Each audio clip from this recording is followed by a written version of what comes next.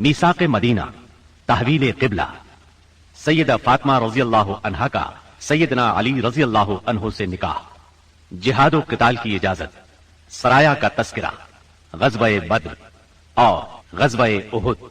लीजिए समाअत फरमाइए। पेशकश मोहम्मद तारिक शाहिद। आपने अंसार को सैयदना अनस बिन मालिक रज़ी अल्लाह अन्हु के घर जमा फरमाया।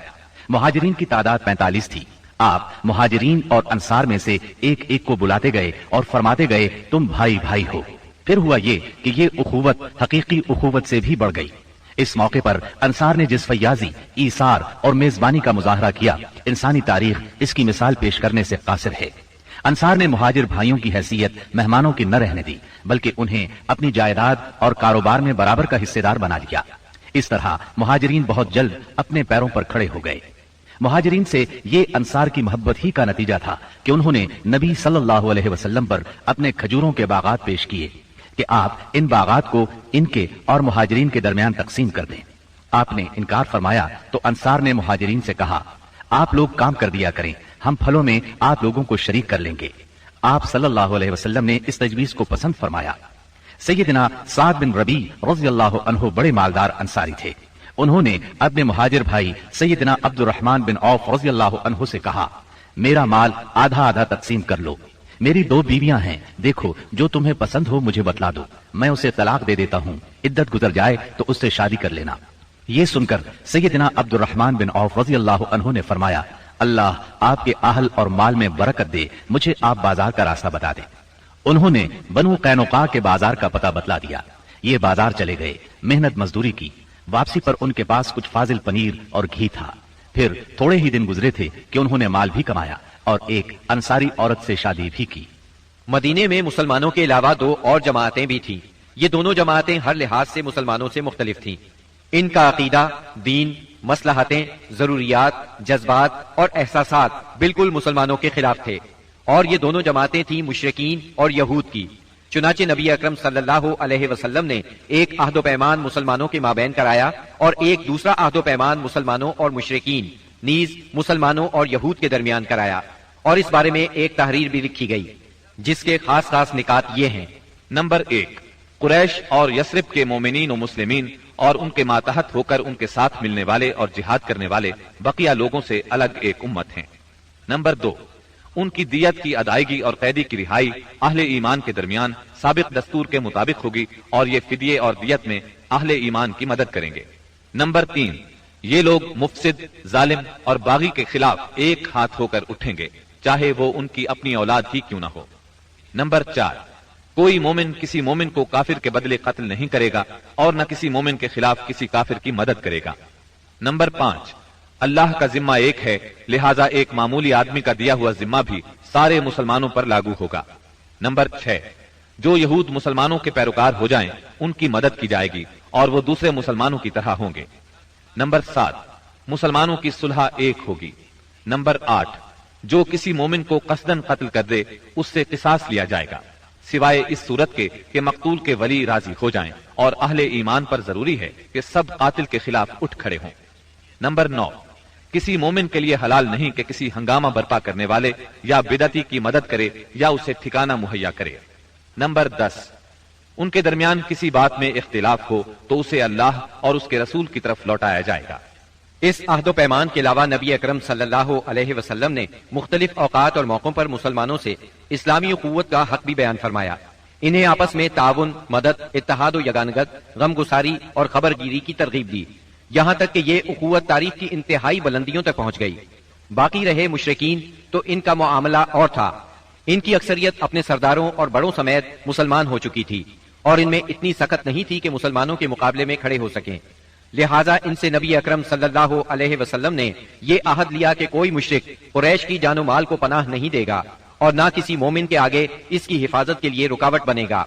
इस अहद के बाद इनकी तरफ से कोई अंदेशा न रहा। बाकी रहे यहूद तो इनके साथ नबी अकरम सल्लल्लाहु अलैहि वसल्लम ने जो मुआहदा किया इसके खास निकात ये हैं। नंबर 1, यहूद मुसलमानों के साथ एक उम्मत होंगे। उनके लिए उनका दीन और मुसलमानों के लिए मुसलमानों का दीन होगा।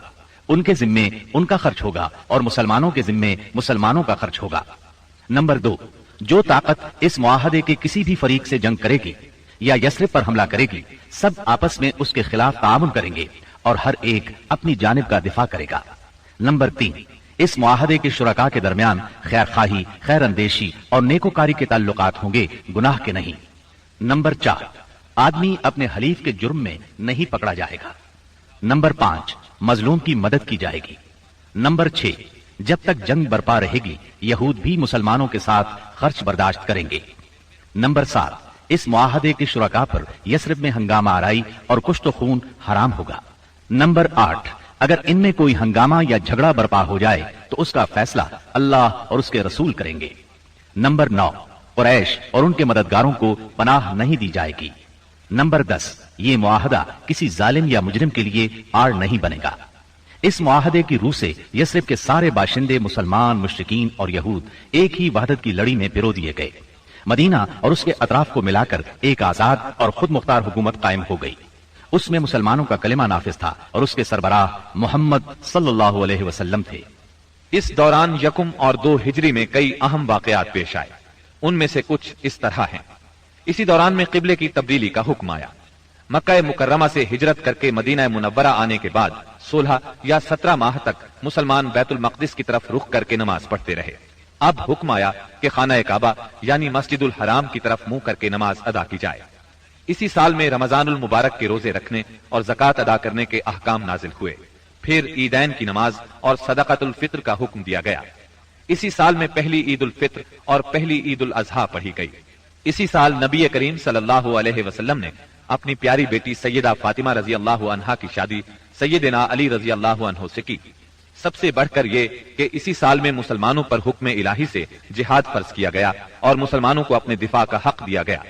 मक्का मुअज्जमा में सिर्फ तबलीग का हुक्म था, अब अपने तहफ्फुज में तलवार उठाने का हुक्म आ गया।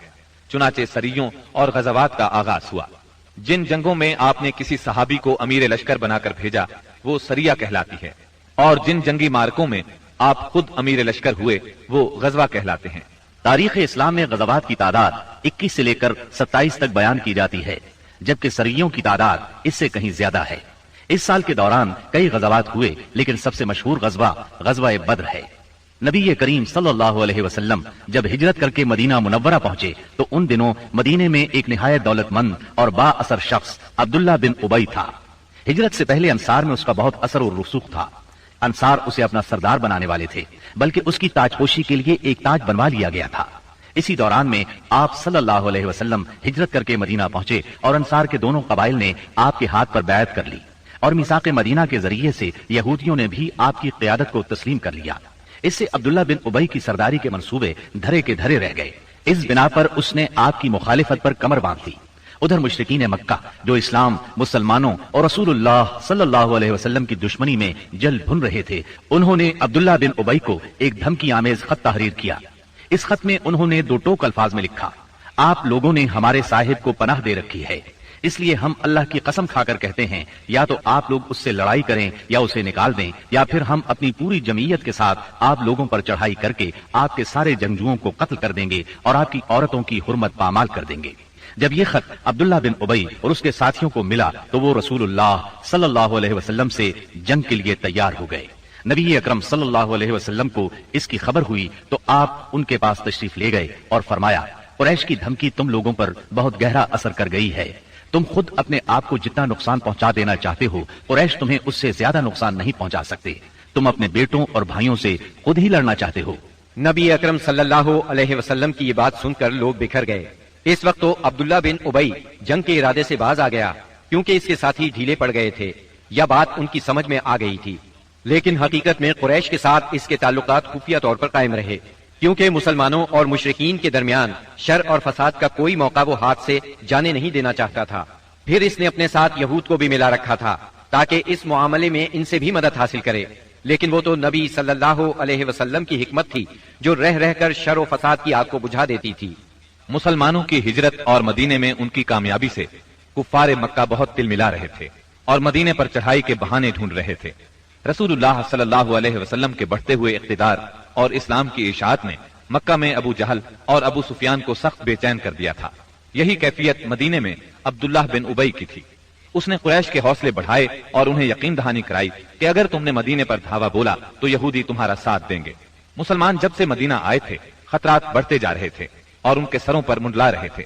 یہی وجہ تھی کہ مسلمانوں نے راتوں کو جاگ جاگ کر مدینے کا پہرا دیا۔ ادھر قریش نے مدینے کو تباہ و برباد کرنے کا ارادہ کر لیا۔ اس غرض کے لیے انہوں نے کئی قبائل کو اپنا ہم نوا بنا لیا۔ چنانچہ جب نبی صلی اللہ علیہ وسلم کو خبر ہوئی تو آپ نے 2 تدابیر اختیار کی۔ پہلی یہ کہ قریش کی شامی تجارت بند کر دی جائے تاکہ وہ مجبور ہو کر مدینے پر حملہ آور ہونے کا ارادہ ترک کر دیں۔ دوسرے یہ کہ مدینے کے آس پاس کے قبیلوں سے امن و امان کا معاہدہ کیا جائے تاکہ قریش جنگ مسلط کریں تو انہیں غیر جانبدار رکھا جا سکے۔ جب اللہ تعالیٰ کی طرف سے جہاد اور قتال کی اجازت دی گئی تو رسول اللہ صلی اللہ علیہ وسلم نے کئی ایک سرایہ بھیجے اور غزوات میں حصہ لیا۔ ان کی مختصر تفصیل کچھ یوں ہے۔ اس سلسلے میں پہلا سریہ جو رسول اللہ صلی اللہ علیہ وسلم نے بھیجا وہ سریہ سیف البحر کہلاتا ہے۔ اسے آپ نے رمضان یکم ہجری بمطابق مارچ 623 عیسوی میں بھیجا اور اپنے چچا سیدنا حمزہ بن عبد المطلب رضی اللہ عنہ کو اس سریے کا امیر بنایا اور 30 مہاجرین کو ان کے زیر کمان شام سے آنے والے ایک قریشی قافلے کا پتہ لگانے کے لیے روانہ فرمایا۔ اس قافلے میں 300 آدمی تھے جن میں ابو جہل بھی تھا۔ مسلمان ایس کے اطراف میں ساحل سمندر کے پاس پہنچے تو قافلے کا سامنا ہو گیا اور دونوں فریق جنگ کے لیے صف آرا ہو گئے۔ قریب تھا کہ جنگ ہو جاتی لیکن قبیلہ جوہینہ کے سردار نے بیچ بچاؤ کرا دیا۔ دونوں فریق واپس چلے گئے۔ یہ اسلامی تاریخ کا پہلا سریہ اور پہلا فوجی عمل تھا۔ اس کا جھنڈا سفید تھا اور یہ اسلامی تاریخ کا پہلا جھنڈا تھا۔ اس کے علمبردار سیدنا ابو مرثد کناز بن حسین غنوی رضی اللہ عنہ تھے۔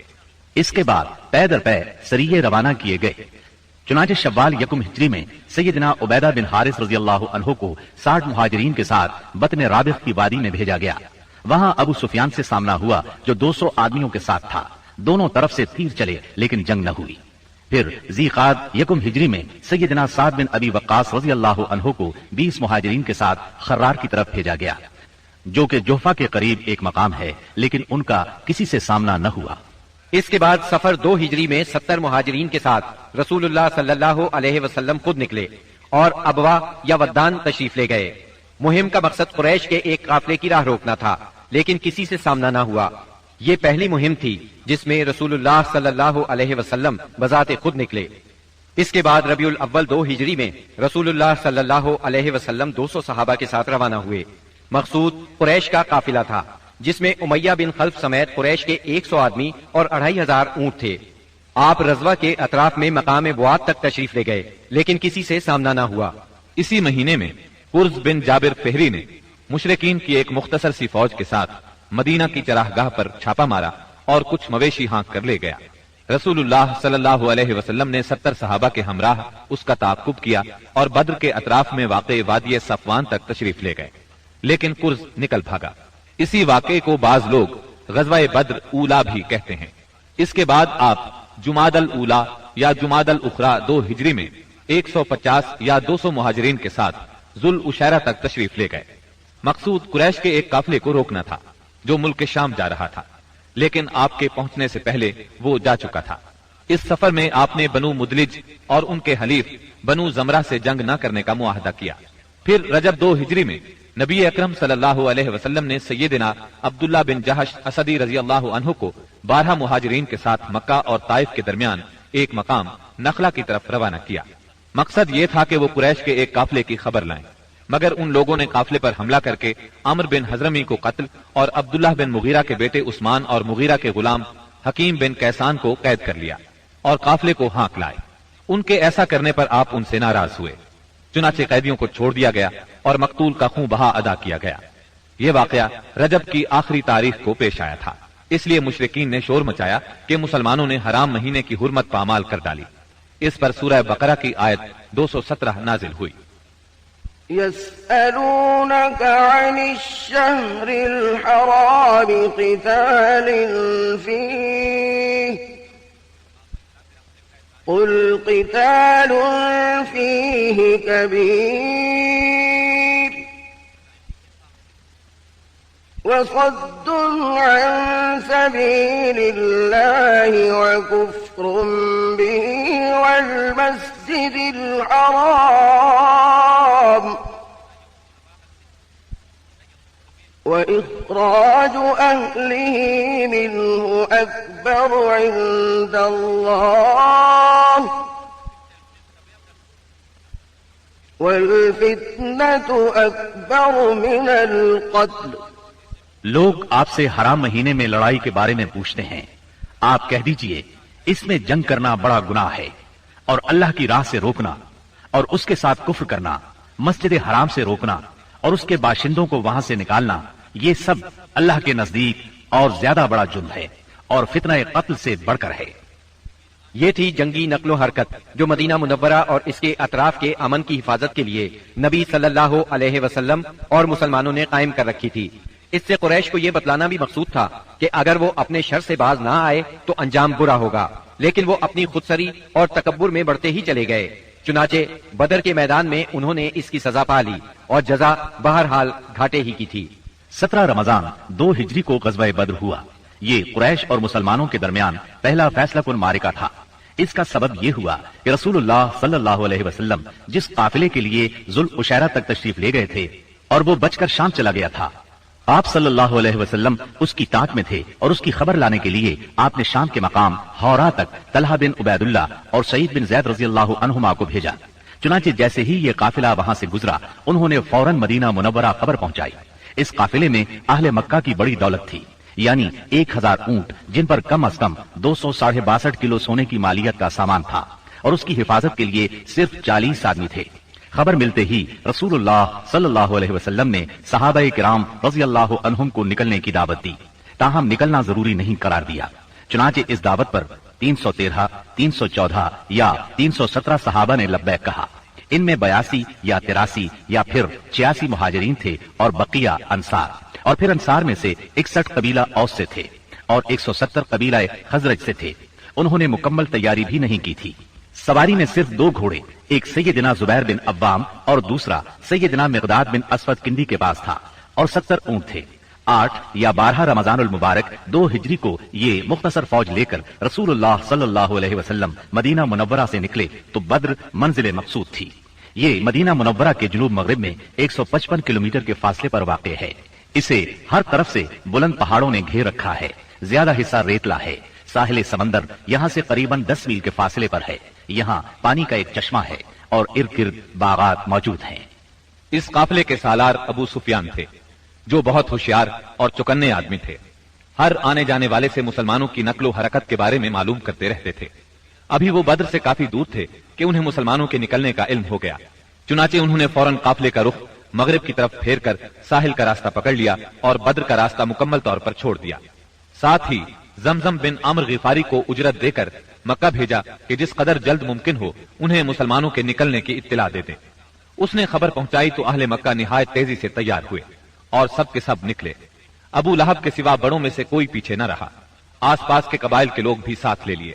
جب یہ لشکر مقام جحفہ پر پہنچا تو ابو سفیان کا پیغام ملا۔ اس میں اس نے اپنے بچ نکلنے کی اطلاع دی تھی اور یہ مطالبہ کیا تھا کہ مکہ واپس پلٹ جائیں۔ چنانچہ لوگوں نے واپسی کا ارادہ کر لیا، مگر ابو جہل نے اپنے تکبر اور اکڑ کی وجہ سے واپس جانے سے انکار کر دیا۔ قریش کی فوج میں 1000 آدمی تھے، جن کے پاس 100 گھوڑے اور 600 زرہیں تھی، اور اونٹ کثرت سے تھے۔ ایک طرف انہیں اپنی کثرت پر ناز اور ساز و سامان پر فخر تھا، تو دوسری طرف نبی کریم صلی اللہ علیہ وسلم عز و انکسار سے اللہ کی بارگاہ میں ہاتھ پھیلائے دعا کر رہے تھے۔ آپ کی دعا کے الفاظ یہ تھے: اے باری تعالی، اگر مسلمانوں کی یہ مٹھی بھر جماعت ہلاک ہو گئی تو روئے زمین پر کبھی تیری عبادت نہ کی جائے گی۔ اے اللہ، اگر تو چاہے تو آج کے بعد کبھی تیری عبادت نہ کی جائے۔ آپ نے خوب تضرع اور خلوص سے دعا کی، یہاں تک کہ آپ کی چادر آپ کے کندھوں سے گر گئی۔ سیدنا ابو بکر رضی اللہ عنہ نے چادر درست کی اور عرض کیا: اے اللہ کے رسول، بس کریں۔ آپ نے اپنے رب سے جی بھر کے دعا فرما لی۔ دونوں لشکر آمنے سامنے آئے تو سب سے پہلے مشرکین میں سے بہترین سالار عتبہ، شیبہ اور ولید بن عتبہ میدان میں نکلے۔ عتبہ اور شیبہ ربیہ کے بیٹے تھے۔ انہوں نے للکار کر کہا: آؤ، تم میں سے کون ہمارے مقابلے پر آتا ہے؟ مقابلے کے لیے انصار کے 3 جوان نکلے، ایک اوف، دوسرے معوذ، یہ دونوں حارث کے بیٹے تھے، تیسرے عبداللہ بن رواحہ رضی اللہ عنہم۔ قریشیوں نے کہا: تم کون لوگ ہو؟ انہوں نے کہا: ہم انصار کی ایک جماعت ہیں۔ قریشیوں نے کہا: آپ لوگ شریف مد مقابل ہیں، لیکن ہمیں آپ سے سروکار نہیں، ہم تو اپنے چچیرے بھائیوں کو چاہتے ہیں۔ پھر ان کے منادی نے آواز لگائی: मुहम्मद हमारे पास हमारी कौम के हमसरों को भेजो। रसूलुल्लाह सल्लल्लाहु अलैहि वसल्लम ने फरमाया, उबैदा बिन हारिस उठो, हमजा उठो, अली उठो। जब ये लोग उठे और कुरैशियों के करीब पहुंचे तो उन्होंने पूछा, आप कौन लोग हैं? उन्होंने अपना तारुफ कराया। कुरैशियों ने कहा, आप लोग शरीफ मद्दे मुकाबिल हैं। इसके बाद मारका आराई हुई। सैयदना उबैदा बिन हारिस ने उतबा बिन रबिया से मुकाबला किया, सैयदना हमजा ने शैबा से और सैयदना अली ने वलीद से। सैयदना हमजा और सैयदना अली ने अपने अपने मद्दे मुकाबिल को झट मार लिया, लेकिन उबैदा बिन हारिस और उनके मद्दे मुकाबिल के दरमियान एक एक वार का तबादला हुआ और दोनों में से हर एक ने दूसरे को गहरा जख्म लगाया। इतने में सैयदना अली और सैयदना हमजा अपने अपने शिकार से फारिग होकर आ गए। आते ही उतबा पर टूट पड़े, उसका काम तमाम किया और सैयदना उबैदा को उठा लाए। उनका पांव कट गया था और आवाज बंद हो गई थी, जो मुसलसल बंद ही रही, यहां तक कि जंग के चौथे या पांचवें दिन जब मुसलमान मदीने से वापस होते हुए वादी सफरा से गुजर रहे थे, उनका इंतकाल हो गया। मुबारजत का नतीजा मुशरिकीन के लिए बुरा साबित हुआ। चुनाचे वो गुस्से से बेकाबू होकर मुसलमानों की सफों में तुंदी के साथ टूट पड़े, घमसान का रन पड़ा और कुश्तों के पुश्ते लग गए। इससे मुशरिकीन की सफों में इस्तिराब की लहर दौड़ गई। तागूत अकबर अबू जहल मलऊन ने अपनी सफों में इस्तिराब की इब्तिदाई लहर देखी तो चाहा कि इस सैलाब के सामने डट जाए। चुनाचे वो अपने लश्कर को ललकारता हुआ तकब्बुर के साथ कहने लगा, लात व उज़्ज़ा की कसम, हम उस वक्त तक वापस नहीं होंगे जब तक इन्हें रस्सियों में न जकड़ लें। देखो, तुम्हारा कोई आदमी इनके किसी आदमी को कत्ल न करे, बल्कि इन्हें पकड़ो और गिरफ्तार करो ताकि हम इनको इस हरकत का मजा चखाएं। लेकिन उसे इस गुरूर की हकीकत का बहुत जल्द पता लग गया, क्योंकि चंद ही लम्हे बाद मुसलमानों के हमले की तुंदी के सामने मुशरिकीन की सफें फटना शुरू हो गईं। अलबत्ता अबू जहल अब भी अपने गिर्द मुशरिकीन का एक गौल लिए जमा हुआ था। इस गौल ने अबू जहल के चारों तरफ तलवारों की बाढ़ और नेजों का एक जंगल कायम कर रखा था।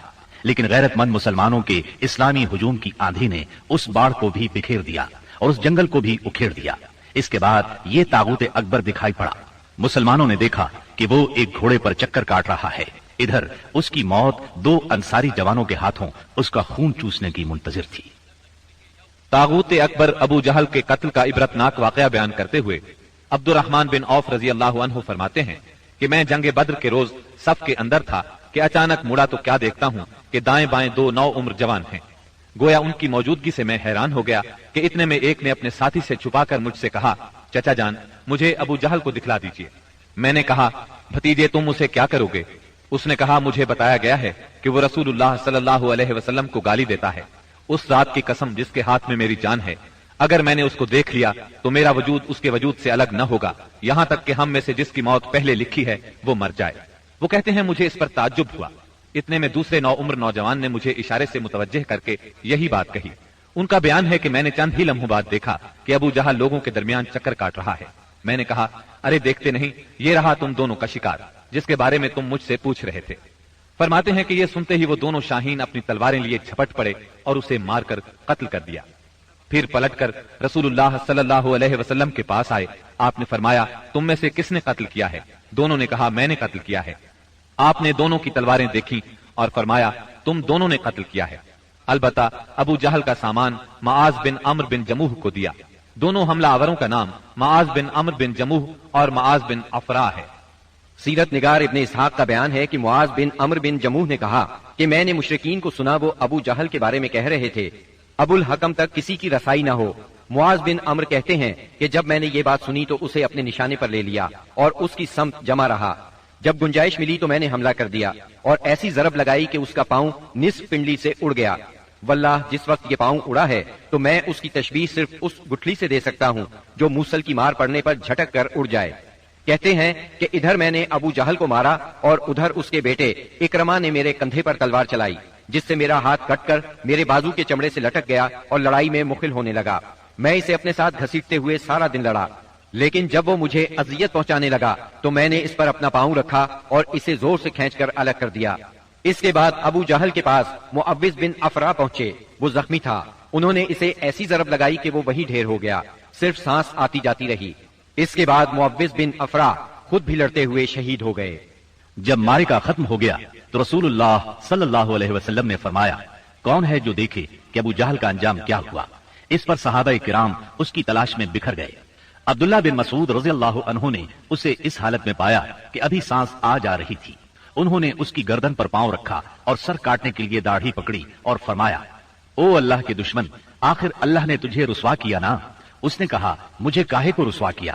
کیا جس شخص کو تم لوگوں نے قتل کیا ہے اس سے بھی بلند پایا کوئی آدمی ہے؟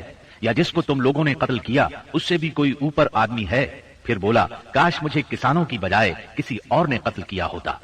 اس کے بعد کہنے لگا، مجھے بتاؤ فتح کس کی ہوئی؟ عبداللہ بن مسعود رضی اللہ عنہ نے فرمایا، اللہ اور اس کے رسول صلی اللہ علیہ وسلم کی۔